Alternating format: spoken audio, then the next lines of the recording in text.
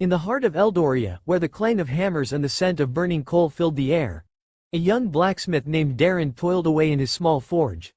His hands were calloused, his face streaked with sweat, and his heart burdened with doubt. No matter how hard he worked, he felt invisible, just another struggling man in a world that seemed to overlook him. One evening, as the sun dipped below the horizon, Prince Baldwin rode through the village. He was weary from his duties, his body weakened by an illness that no healer could cure. As he passed Darren's forge, something caught his eye, a sword, its blade gleaming like captured moonlight. He dismounted, drawn to the craftsmanship. "Who made this?" Baldwin asked, his voice firm yet laced with exhaustion.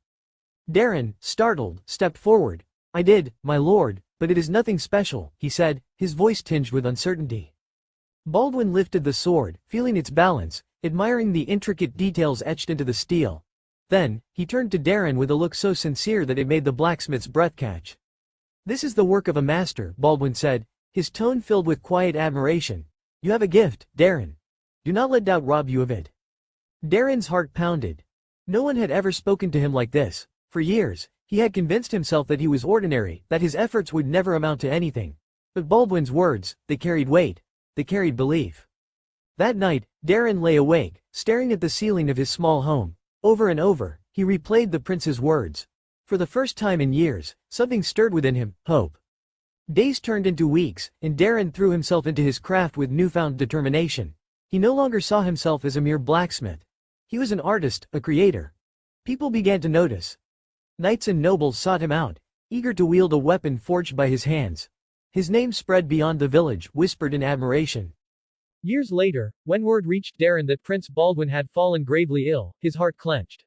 He remembered the prince's kindness, the way his words had changed his life. Without hesitation, he worked through the night, forging a sword unlike any he had ever made. When he arrived at the palace, he found Baldwin resting, his face pale but his eyes still carrying the fire of a ruler. Darren knelt before him and presented the sword. "My lord," he said, his voice thick with emotion, "years ago, you gave me the strength to believe in myself.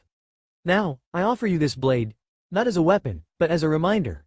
You are stronger than your illness. You are the man who sees greatness in others, and today, I see greatness in you."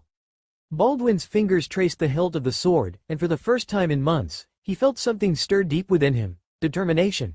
He looked at Darren, his heart swelling with pride. "Your words," Baldwin whispered, "are as powerful as your steel." From that day forward, Baldwin fought his illness with renewed spirit, and Darren became known as the greatest blacksmith in all of Eldoria. Not because of skill alone, but because he had once been saved by the simple, yet life-changing, power of words.